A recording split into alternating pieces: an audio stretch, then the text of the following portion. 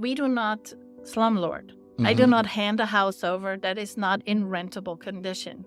That I would say as an owner, that never mind the size of the home or where it is, but if you looked at your house, would you live in it? Would you be able to be comfortable in it?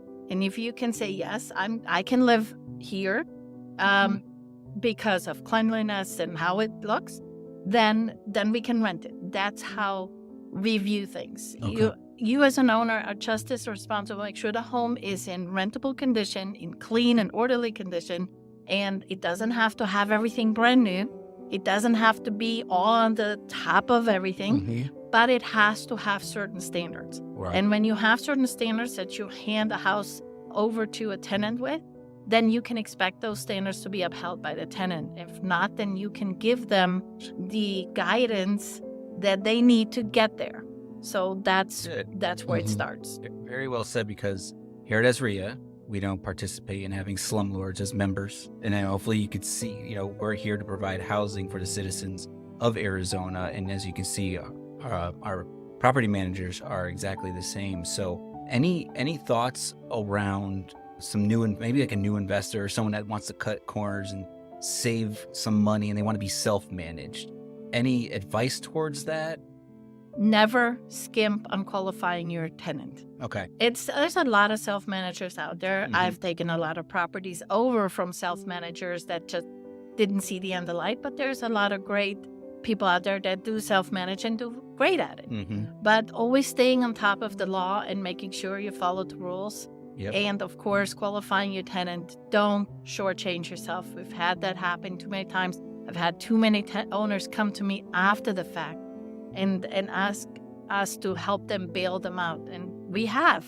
And that's what we're good at, because we've seen it all. We know where to hook in and how can we get them bailed out. But let's not even go there. Let's just qualify them right. Let's follow the rules. Let's not run on the feeling of meeting someone and going, oh, they're great people. No, let's stick to the rules. The rules are, look at them on paper. It's not about great people. There's a lot of great people out there, but it's, what do they look like on paper? Is that 100% guarantee? It isn't. But does it take away a lot of the guesswork down the road? It sure does.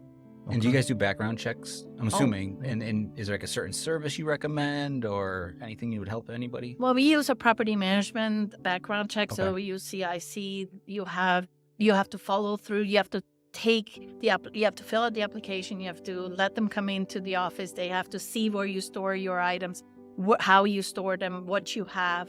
They're very picky. They're not just your average, just run a background. We do a full background. We get their full credit. We do their full felony of throughout the entire United States and evictions. So they go very deep. And that's why they're just not going to run a onesie twosie type of, they work with property managers. But yes, that's who we use. Awesome. Cool. So it seems like the top 10 thing, or I would say the top thing for you, is qualifying your tenant. That's number one, first and foremost. What's number two that you would see as the next most important thing? Well, let me go back. Qualifying your tenant and making sure your landlord, have a suitable residence for your tenant. What would be like number three? What are some of the things that you see continuously that, hey, we probably need to address this or fix this before we go even further? Is there anything around pets or around what is it? Yeah, Marcus, come on. Let me think about the emotional support animals. Thank you. Perfect. See, she even said it. Yes, our recommendation for any self-managers out there, owners that want to self-manage as well as for us, we use a pet screening company that is, every tenant is required to, and any applicant is required to screen their pets. And they are the ones who then look into these letters from the doctors. Are they legitimate? Are they real? A lot of people come to you and they have this one letter that they hand to you, and they have 4 pets on there or 4 emotional support animals on there. And the pet screening company takes the guesswork out of what you can and cannot do, because every support animal has to have a different reason why you have it.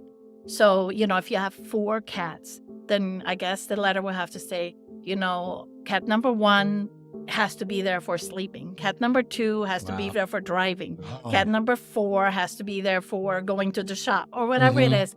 So they cannot just have 4 cats on a emotional support animal letter stating that they're just needed.